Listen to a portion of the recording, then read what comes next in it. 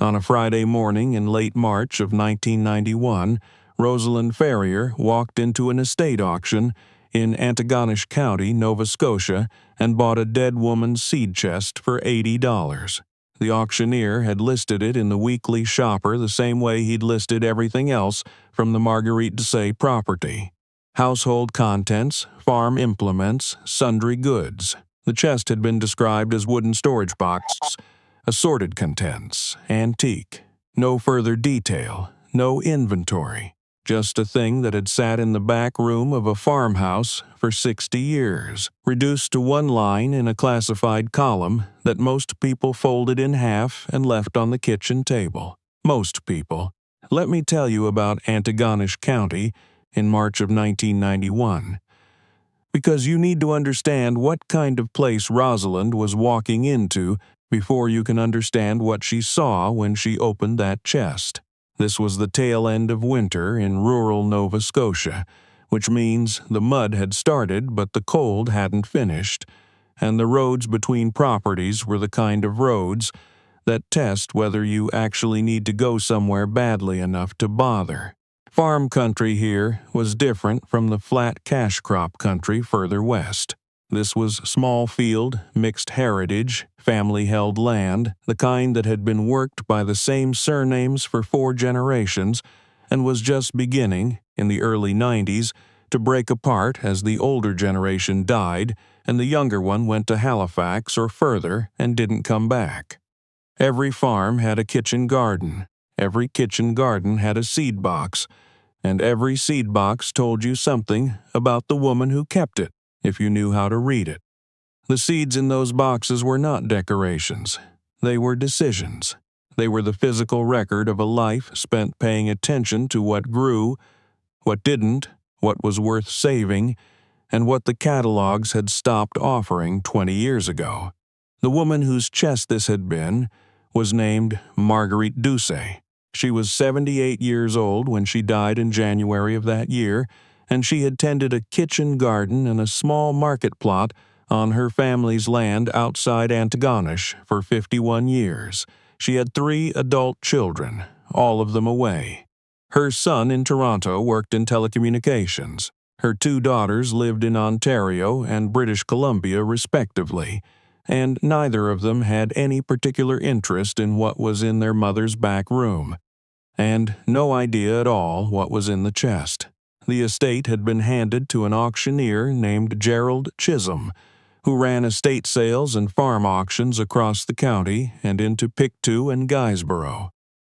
Gerald Chisholm was 61 years old and had been doing this work for 22 years. He was efficient and well regarded, and he knew the value of furniture and the value of farm equipment and the general range of prices that kitchen goods brought at a rural auction. He did not know seeds. He had looked at Marguerite Doucet's chest, which was a cedar box, roughly 2 feet long and 18 inches deep, fitted with a wooden tray inside that held dozens of small paper envelopes, cloth bags, glass jars sealed with wax, and what appeared to be a hand-sewn catalog of some kind stitched together with linen thread. He'd picked up one of the envelopes, seen that it was labeled in Old French in handwriting he couldn't fully read, set it down, and written $80 in his notebook. He'd priced it $80 because it was an antique, which meant it had value, and because he didn't know the nature of the value, which meant he'd set it low enough that someone would take it without him having to negotiate. He expected a decorator or an antique furniture buyer. He did not expect Rosalind Ferrier. Let me tell you about Rosalind Ferrier, because you need to understand the woman before you can understand what she did next. Rosalind was 47 years old in 1991.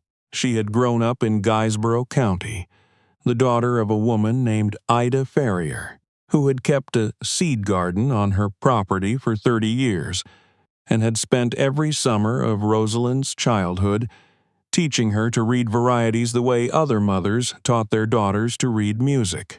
Ida had a philosophy about seeds that she expressed plainly and without apology. She said that a seed was a compressed decision, that when someone chose to save a variety year after year, they were making a statement about what was worth continuing, and that the act of saving was also the act of knowing, because you could only save what you understood well enough to select. Rosalind had grown up believing this, the way other people grow up believing in the value of education or the importance of family, not as an idea she'd argued herself into, but as a fact she'd absorbed through her hands and her knees and the particular patience that garden work requires. By 1991, Rosalind had been studying heritage seeds seriously for 14 years. Not academically, not in the sense of degrees or publications, but in the way that rural experts accumulate knowledge through correspondence with seed-saving networks in Quebec and Ontario and the Maritimes, through visits to the older women in the county who still kept traditional varieties, through reading every seedsman's catalog she could find going back to the 1880s, and through her own garden, which covered a quarter-acre behind her house near Mulgrave and contained varieties that most commercial catalogs had stopped listing before she was born. She had never given a talk or appeared in a newspaper. She had never written anything for publication. She drove a 1984 Dodge pickup with a cracked passenger window and kept her correspondence in a shoebox on the kitchen shelf. And she was in every visible way a middle-aged woman from rural Nova Scotia who grew vegetables. Except for what she knew. Let me tell you about what Rosalind knew, because this is where the story actually begins.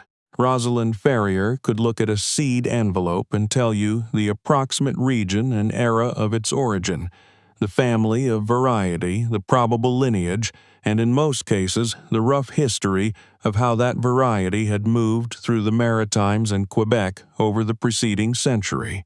This was not instinct. It was the result of 14 years of deliberate attention, of handling thousands of seed samples, of reading the descriptive catalogs of seedsmen who had been dead for 60 years, of corresponding with people at the Vavilov Institute and with seed libraries in Manitoba and New Brunswick, and of sitting at kitchen tables with elderly gardeners who could remember what their grandmothers had grown and what it had tasted like, and where the seed had originally come from. She could read a handwritten label and date it to within a decade by the vocabulary used to describe the variety.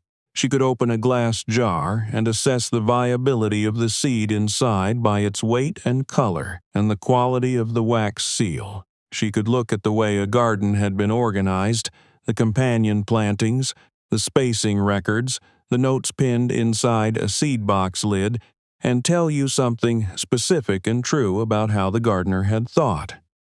Gerald Chisholm certainly couldn't do any of this, and he had no reason to know that anyone could. Rosalind had read the ad on a Thursday evening and had put her coffee cup down carefully, the way you put things down when something surprises you.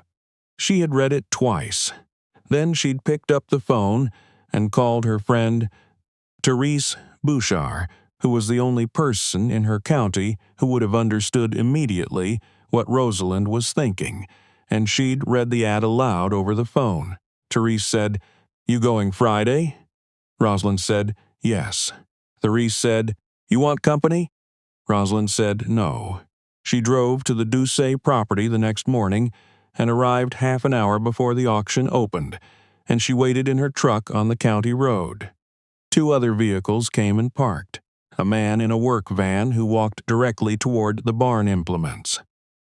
A couple in a station wagon who appeared to be there for the kitchen furniture. Neither of them looked at the back room. When Gerald Chisholm unlocked the house at 9, Rosalind was the first one inside. She went directly to the back room. She stood in front of Marguerite Doucet's seed chest for 3 minutes without touching it. Let me tell you about what was in that chest, because this is the reason the story is still worth telling. The chest was cedar, hand-built, fitted with a handmade tray insert, and lined with brown paper that had been replaced multiple times over the decades each layer pressed flat and clean. The organization inside was not alphabetical, not by planting season, but by family and provenance, grouped in a way that told you immediately that the person who had kept this chest had known exactly what she had and where each variety had come from and why it was distinct from anything else in the box. Along one side of the tray sat 12 cloth bags, each one hand-sewn from cotton flour sacking, each labeled in Marguerite's old formal French. Rosalind could read it. The first bag was labeled with a name for a dry bean variety that Rosalind had seen, referenced only in a 19th-century seedsman's catalog out of Lévis, Quebec, a variety that the catalog had described as having been brought to the region by Acadian families resettling in the Lower St. Lawrence after the deportation. She picked up the bag. She weighed it in her hand.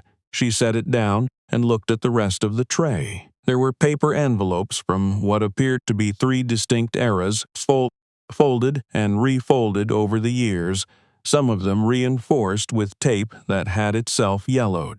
There was a row of small glass jars with wax seals that Rosalind recognized as the kind her own grandmother had used, a method that had been common in rural Quebec and the Maritimes before commercial seed packaging had become available and affordable.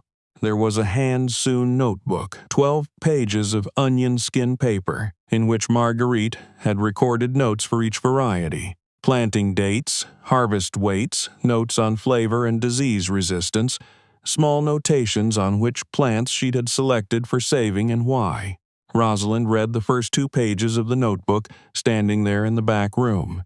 Then she stood still for another moment. Then she walked out to find Gerald Chisholm. She said, "I'd like to buy the seed chest." Gerald Chisholm said, "80 takes it, contents and all." Rosalind said, "I know. I'll take it." He wrote it in his book. She wrote him a check, and that was the transaction. She carried the chest to her truck herself, which took 2 trips because she wouldn't stack anything on top of it, and she set it in the passenger seat, which is where she would have put a child. Gerald Chisholm watched her load it and said, in the way that people say things when they're trying to appear unsurprised, "Old seeds, you never know." Rosalind said, "No." She drove home. Now let me pause here and ask you something, because this is where most people, when they hear this story, begin to feel the ground shift slightly under them. What did Gerald Chisholm believe he had sold that morning? He believed he'd moved an antique box to a collector. He'd gotten $80, which was what he'd written in the book, which meant the transaction had gone exactly as expected, which was the definition of a straightforward sale. He had no reason to examine the assumption. He'd looked at the chest. He'd assessed it at the level of assessment he had available to him. The system had worked. The system had also just transferred something irreplaceable for $80 to the one woman in 3 counties who understood what irreplaceable meant in this context, and what it was going to take to do something about it. Let me tell you about what Rosalind found when she got the chest home and began the work of going through it properly, because the inventory she assembled over the following weeks is the reason this story matters beyond the $80. She worked the way she had learned to work, slowly and without assumptions, starting with the notebook and reading it through completely before touching anything else. Marguerite had kept records going back to 1939, which was the year she had married and moved onto the land. The earliest entries were in a younger handwriting, less certain, with more corrections. The later entries were confident and spare, 52 years of selection, note-taking, and saving. The bean variety from the Lévis catalog was exactly what Rosalind had suspected when she lifted the bag. It was a variety called by a name that translated roughly as the Spotted Traveler, which Rosalind had read described in 2 different 19th-century sources, but had never been able to locate in any living collection. She had, in fact, written 2 letters in 1988 to seed networks in Quebec, asking whether anyone had a sample, and both letters had come back with the same answer. Nobody had heard of it in decades. She was holding it in a cloth flour sack in her kitchen in Mulgrave, Nova Scotia.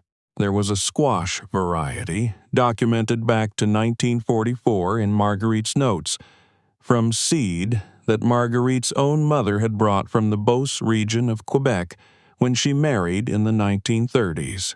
There were 2 tomato varieties, both open-pollinated, both with complete saving histories in the notebook, one of which matched a description in an Ontario seed catalog from 1909 that Rosalind had photocopied at the provincial archives. There was a garlic she had not seen before and could not immediately place, dried and papered in 3 separate envelopes with a note that said simply, "From Adele, 1962. The kind of note that means everything if you know who Adele was and nothing at all if you don't. The notebook was in itself something Rosalind had not fully anticipated.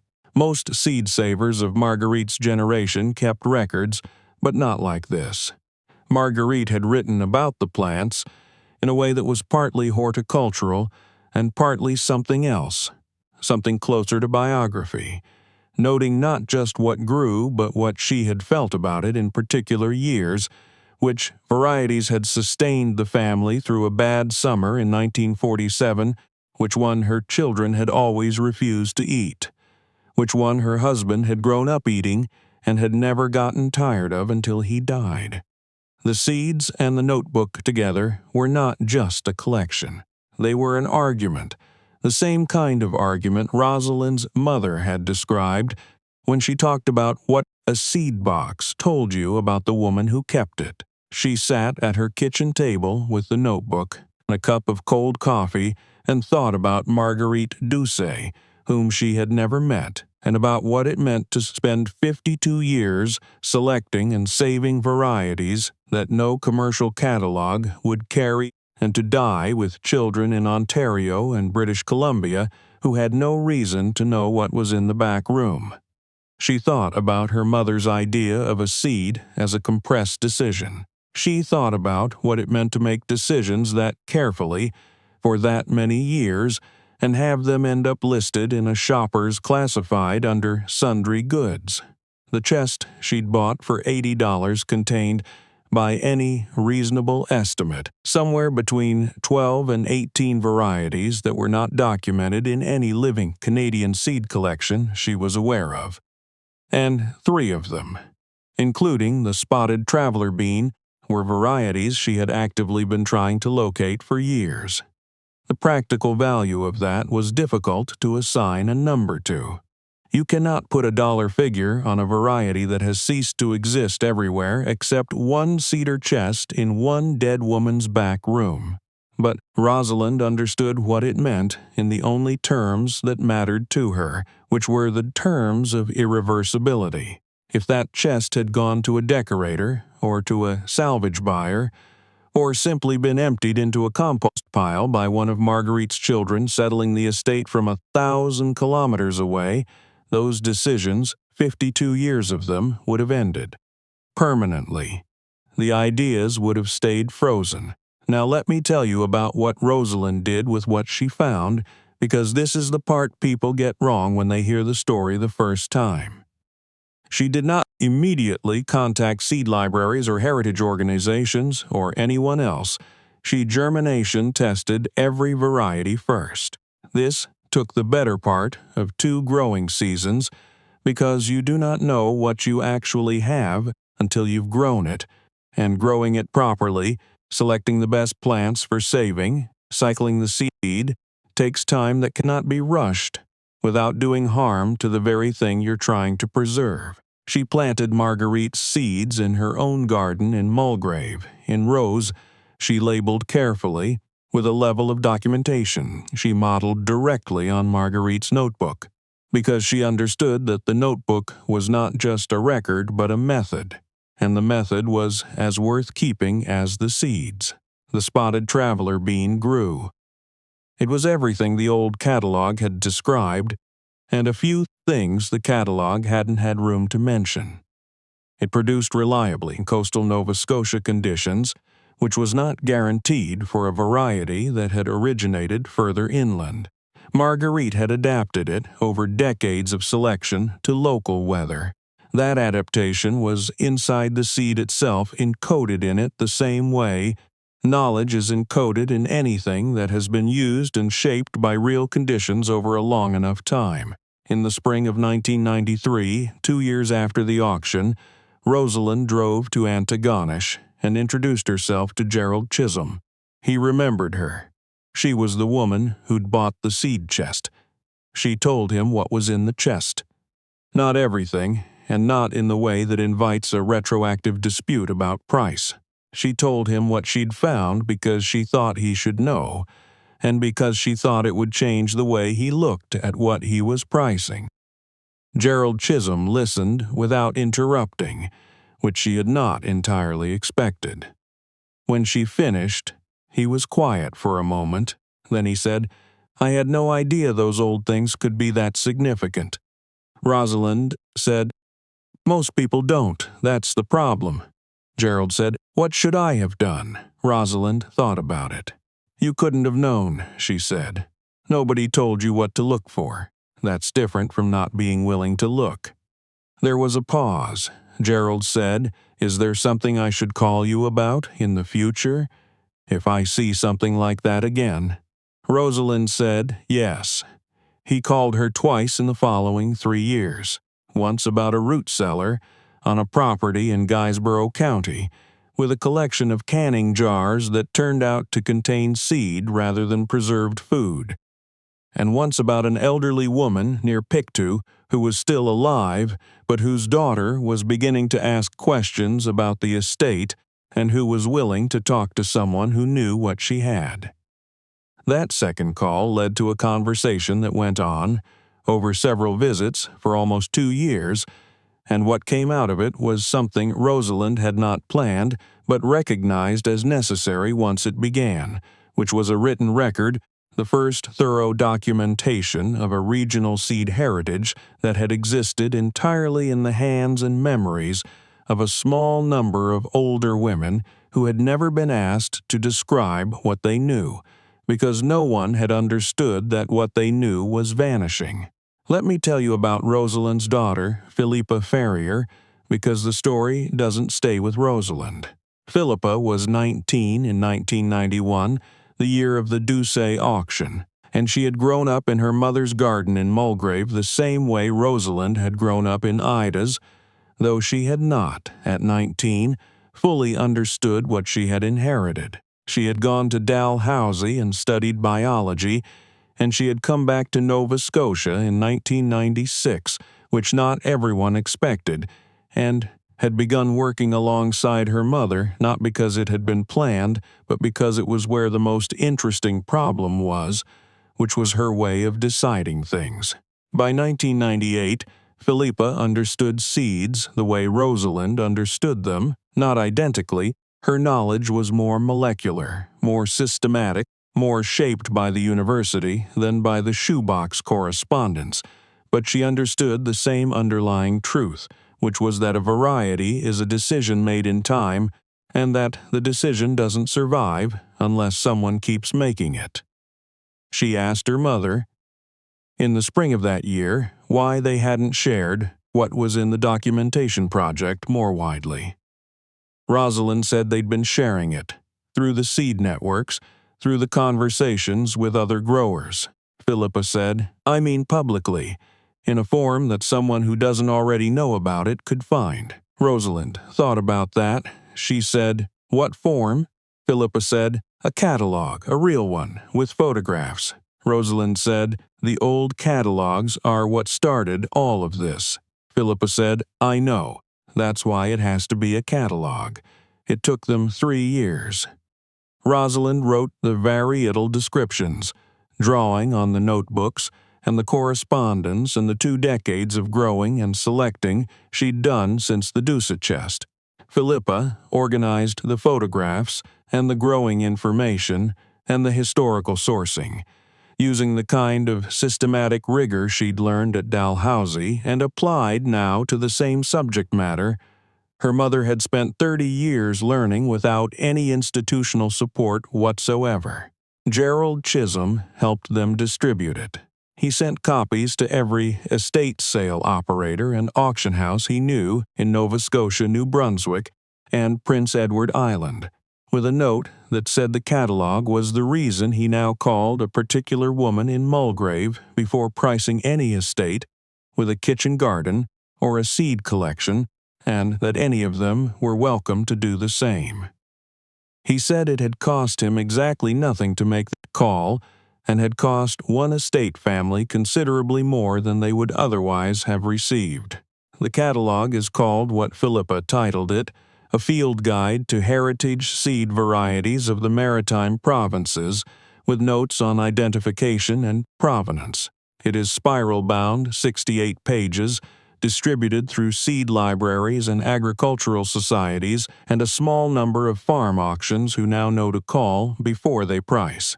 On the inside cover, below the title, Rosalind added a line. It says, "For Marguerite Doucet, who kept the decisions alive until someone came looking."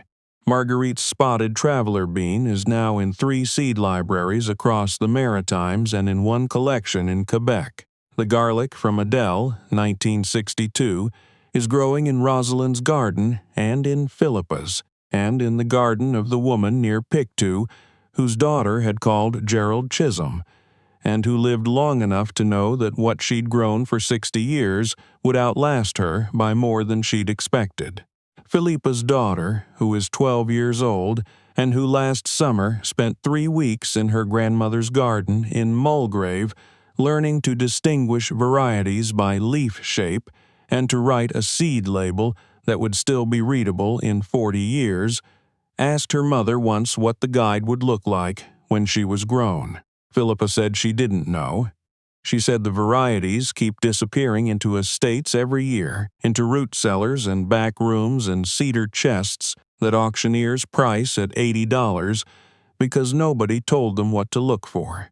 She said the women who kept those collections are getting older, and the knowledge inside the seeds is only as permanent as the last person who grew them. Her daughter thought about that. She was quiet for a moment. Then she said, "So we keep growing them." Philippa looked at her. Then she said, "Yes, that's exactly it. We keep growing them."